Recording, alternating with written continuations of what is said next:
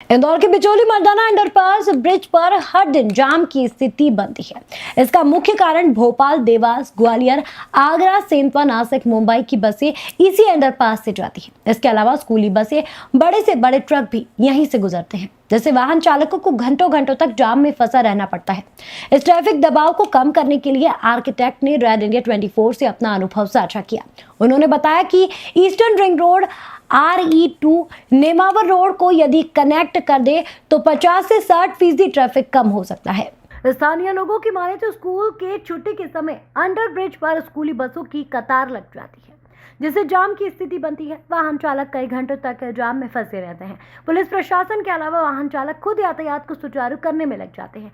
Eastern ring road RE2 के शुरू होने से जाम की समस्या कम हो सकती है, लेकिन कोर्ट में मामला होने के कारण निर्माण कार्य रुका हुआ है। हम इस वक्त पहुंच चुके हैं बिचौली एफसी अंडर ब्रिज के नीचे, जहां पे आप देख सकते हैं कि चारों तरफ से यहां पे वाहन निकल रहे हैं। एक तरफ देखा जाए तो ग्रामीण क्षेत्र से आने वाले वाहन भी इसी ब्रिज के नीचे से निकलते हैं, और रॉन्ग साइड से आने वाले वाहन भी, चाहे वो सिटी बस हो, चाहे बड़े ट्रक हो, चाहे स्कूली बस हो। फिर इसके अलावा यदि बात करें तो जो टूरिस्ट बसें भी रहती है इसी ब्रिज के नीचे से निकलती हैं। इसीलिए यहाँ पे कहा जाता है कि लंबा जाम लगा रहता है। यहाँ पे ट्रैफिक संभालने के लिए भारी संख्या में पुलिस बल भी मौजूद है, ट्रैफिक पुलिस भी मौजूद है। आप देख सकते हैं कि ये 4 से 6 पुलिस के जवान यहाँ पे मतलब ट्रैफिक को संभालते हुए यहाँ पे दिखाई दे रहे हैं। लेकिन बात करें यदि ट्रैफिक कम करने की, तो जैसे एक्सपर्ट ने हमारे बताया था रेड टीवी को कि यदि वहाँ की रूट जो है सुचारू रूप से चालू हो जाता है तो वहाँ पे कुछ हद तक ट्रैफिक को कम किया जा सकता है। आर्किटेक्ट अवनीश सिंह ने बताया कि ईस्टर्न रिंग रोड RE2 में बने 2 बाधक हट जाए तो कुछ हद तक बिचौली मर्दाना अंडरपास ब्रिज का ट्रैफिक दबाव कम हो सकता है। Scheme number 140 Agrawal public school से RE2 की ओर जाने वाले मार्ग करीब 1 किलोमीटर तक बन चुका है। आगे कुछ पट्टे आवंटित होने के कारण काम नहीं हो पाया। इस कारण इस सड़क का काम वहां जाकर खत्म हो जाता है। आगे चलने के बाद फिर एक हिस्सा बना हुआ है, उसके बाद फिर निर्माण होने से सड़क का काम नहीं हो पाया। हम इस वक्त मौजूद है RE2 रोड पर, जो यहाँ से अभी इसका काम अधूरा पड़ा हुआ है। बीच में यहाँ पे कुछ मकान बने हुए हैं, जिसके कारण ये पूरी रोड की कनेक्टिविटी नहीं हो पा रही है।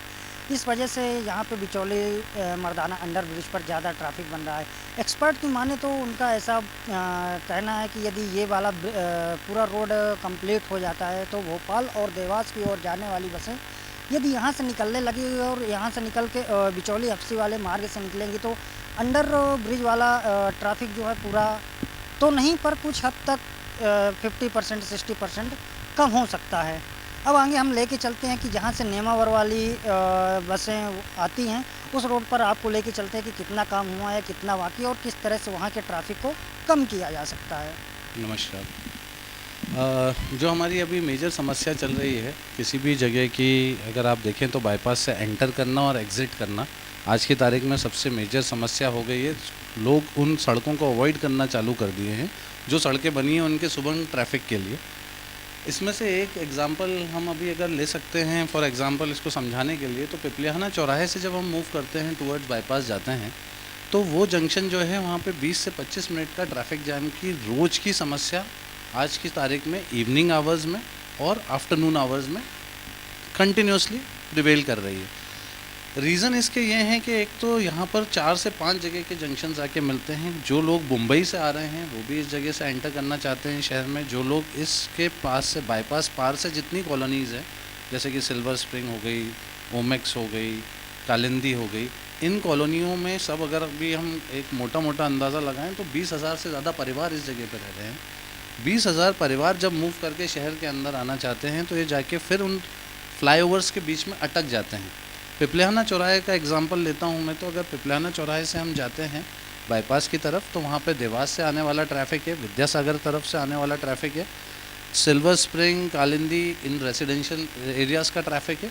उसके बाद में हमारी जितनी भी इंटरस्टेट बसेज़ हैं वो मूव कर रही हैं इसी रोड से बाहर, बाईपास कनेक्ट होती हैं। बाईपास कनेक्ट होने के बाद वो देवास जाने की कोशिश करती हैं या फिर वो राऊ होते हुए मुंबई जाने की कोशिश करती हैं। तो एटलीस्ट 150 से 200 बसेस का मूवमेंट शाम को 7 बजे से लेके 9 बजे के बीच में वहाँ पे होता है, जिस समय आपको 25 से 30 मिनट का ट्रैफिक जाम मिलेगा।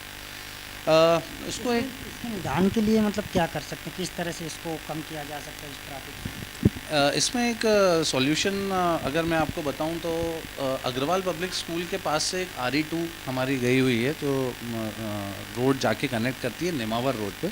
उसके ऊपर कुछ जगह हमारा 90% रोड बन गई है, 10% रोड कहीं पे रुकी हुई है। Reason being that there are some residences जो पुराने अवैध कंस्ट्रक्शन करे हुए हैं वहाँ पे, उनको हमें मूव करना पड़ेगा। जैसे ही हम मूव करते हैं और ये हम रोड कनेक्ट करते हैं तो 2 फ़ायदे होंगे। एक तो हमारे महू और मुंबई तरफ का जितना भी ट्रैफिक है, plus Nemawar road, silver spring, इस तरफ का जितना भी ट्रैफिक है वो इस तरफ से मूव होके जाता है, तो हमारा वो फ्लाईओवर के नीचे से जो पासवे है उसकी चौड़ाई बहुत अच्छी है, तो आदमी वहाँ से ईजिली मूव कर सकता है, पहली चीज़।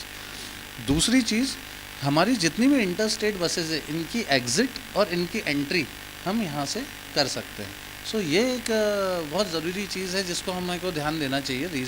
अगर हम ये वहाँ से मूव करते हैं तो हमारे 60% ट्रैफिक जो है वो जो जाने वाला है मुंबई की तरफ, वो पूरा यहाँ से डाइवर्ट हो जाता है। और वो डाइवर्ट होने के कारण हमारे को ये फ़ायदा मिलता है कि हमारा जो बॉटलनेक बन जाता है, जहाँ जाके ट्रैफिक अटकता है, वो ट्रैफिक हमारा ईज़िली मूव कर सकता है। ये थे अवनीश जी जो सारी समस्याओं को बताए कि 2 बाधाएं जो हैं वो यदि हट जाएंगी तो ट्रैफिक स्मूथ कुछ हद तक हो सकता है। कैमरा पर्सन टोनी के साथ धीरेन्द्र गुप्ता, रेड इंडिया 24।